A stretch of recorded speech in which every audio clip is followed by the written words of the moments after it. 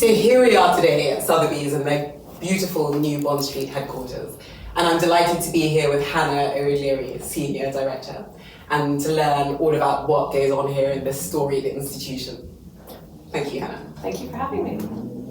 So, let's start with the first question. So, for those viewers who are new to auction houses, can you tell us a little bit about Sotheby's and what services you offer? Of course. That's a huge question. Sotheby's is one of the biggest and oldest auction houses in the world. We were founded in 1744 as a bookseller, but of course today the company looks very different to back in the 18th century. We are primarily known as an auction house. We have the biggest auctions in the world. We also do private sales. We have a marketplace.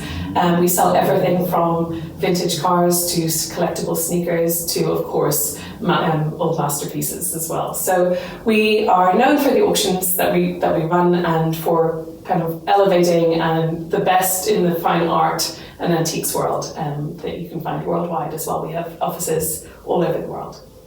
Thank you very much.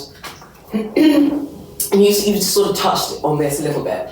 But can you tell us a little bit more about what are the main departments of Sotheby's? I mean, I was interested that you have sneakers, for example, and also what is your criteria for accepting items at auction? Of course. So I don't know how many departments we have. A lot of departments. The biggest and best known are probably the ones you would think of: Impressionist art, old master paintings, and contemporary art, jewellery. Those are probably the biggest sales that we have worldwide. They can be $100 million sales. But then we have everything in between. So I run the contemporary African art department, for example. For a long time, I joined in 2016, and that was the newest department at the time.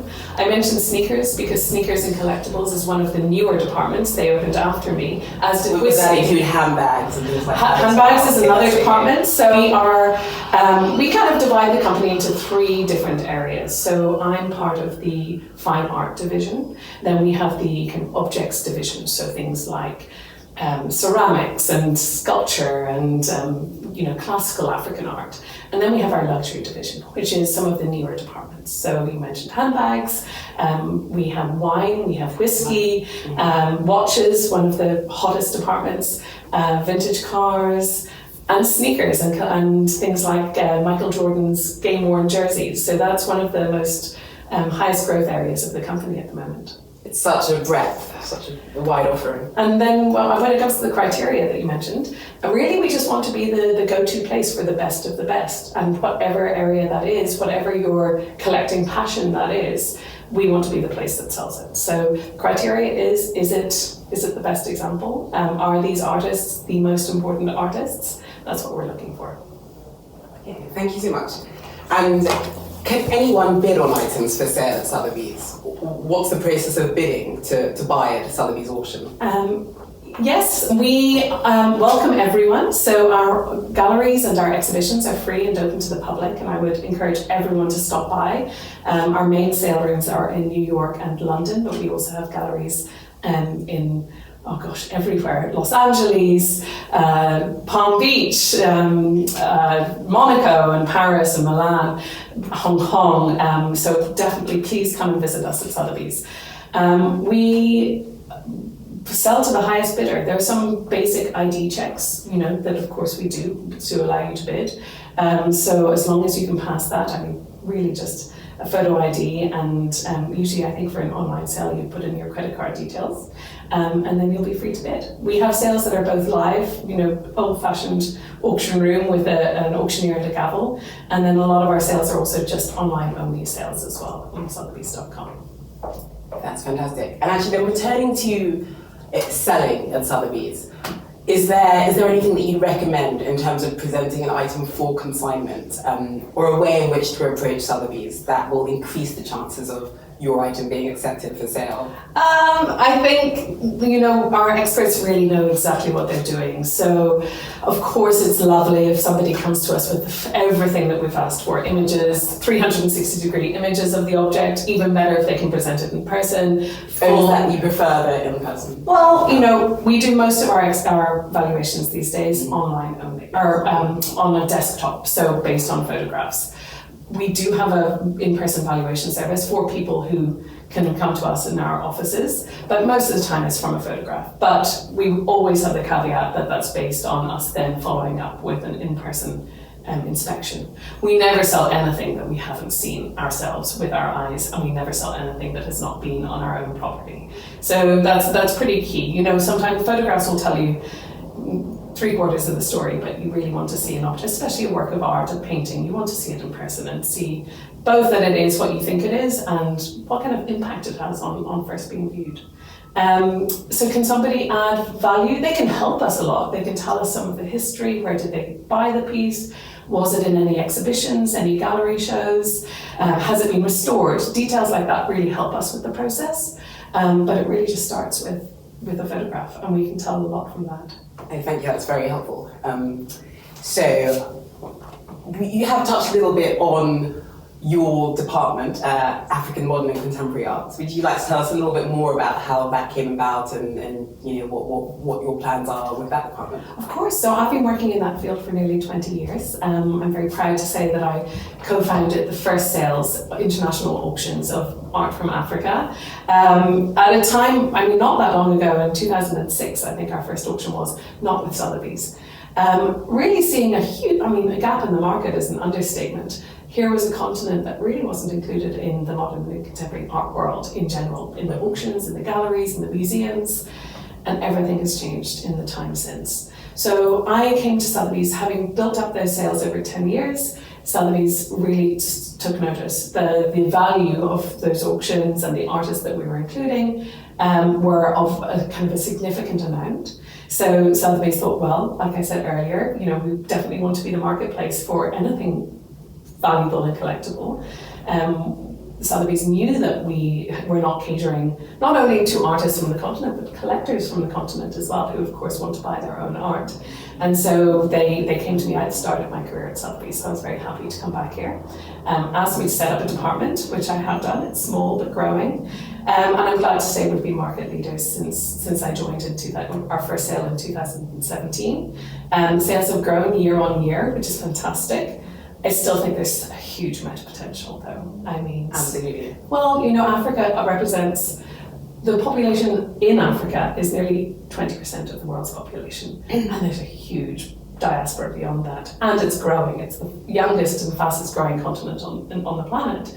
We're still at only between 1% and 2% of the international art market. So, you know, look at those sums. We have a huge amount of growth we can expect in that field, as long as, you know, the correct things are put into place. So we need to build an infrastructure. Not only does Sothebys need to come along and sell works at the top end of the chain, we need to make sure that young, talented people on the continent are able to access whatever training that they need to get, artist residencies. We need to have museums where people can, you know, members of the public can connect with art. There's still a lot of work to be done on the ecosystem as well. But it's all going to come. I feel very positive about that. That's fantastic.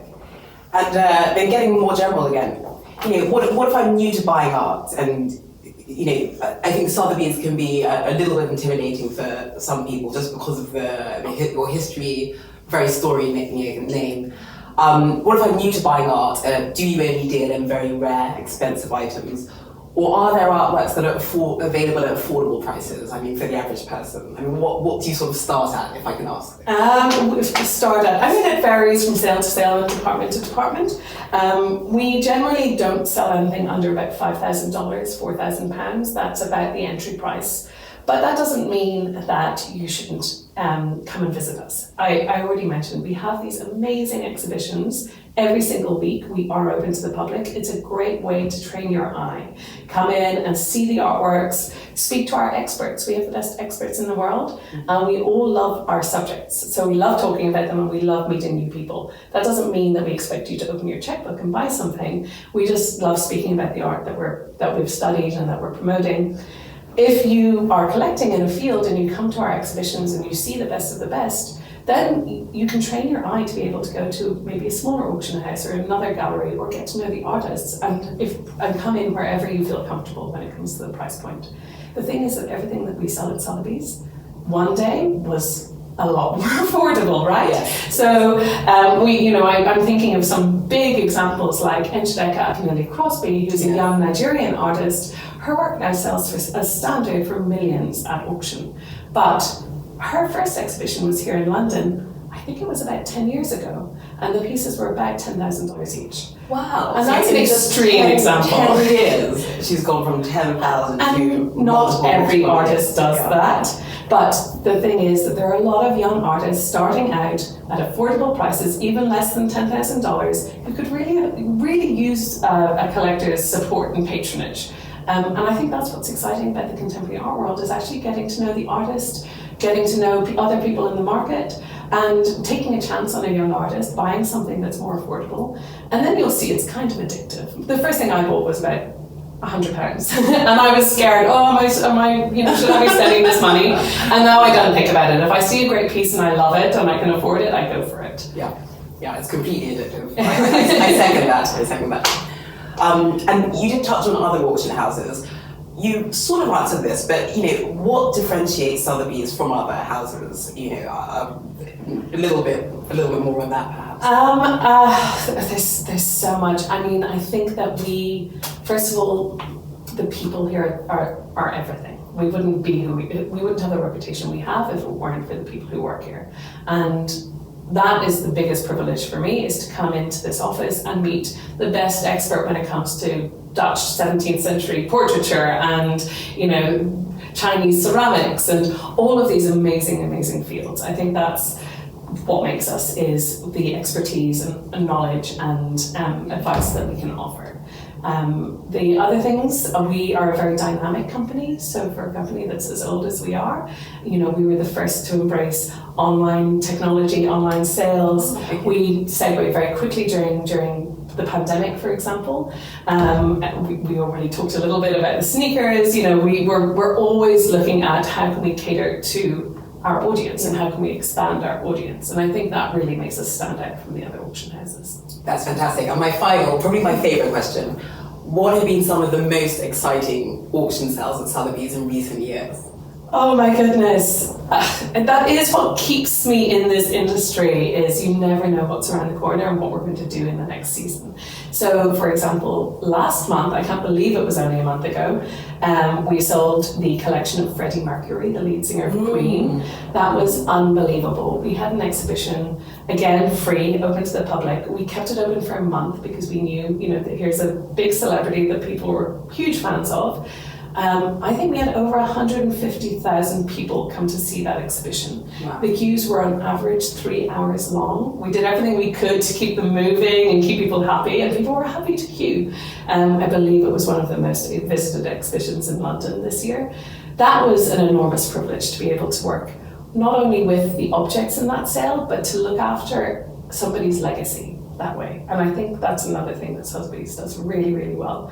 We're very kind of sensitive to the subject matter at hand, and of course the people who are offering us their objects and their collections for sale, we have to be very sensitive about that. So that's been super exciting this year, and actually my first sale at Sotheby's was the David Bowie art collection, and that was another amazing sale to work on. Then more recently, just this month, and I'm very proud of this fact because I work at Sotheby's, but also because of Black British History Month. We sold a work by Lynette Yadamboachi, who's a British Ghanaian artist, for almost £3 million, which more than doubled her previous record and is a new world record for a Black British artist, or Black British female artist, which is super exciting. And Julie Moretti from Ethiopia, we sold one of her paintings this month for $9.3 million.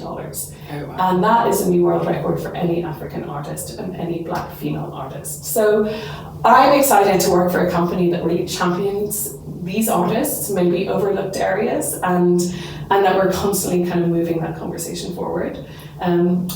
Those are only a few examples. There's so many more I could go into. There are always the finds, the people who found something in an attic or in a Oxfam shop who went and sold those. I love those stories. I know, why is it never me, right? But it's always one thing I love about this business is every object we sell, every painting I sell, for example, you have the story of the artist and the story of the painting. but then you also have the story of the provenance. What happened after it left the artist studio? And that adds so much to the story and to the value, and I think that's probably my favourite part of the job. Wow. Well, Hannah, it's always amazing talking to you. Today has been no exception. Thank you so much for your time. Oh, it's been really good fun. Thank you very much for having me.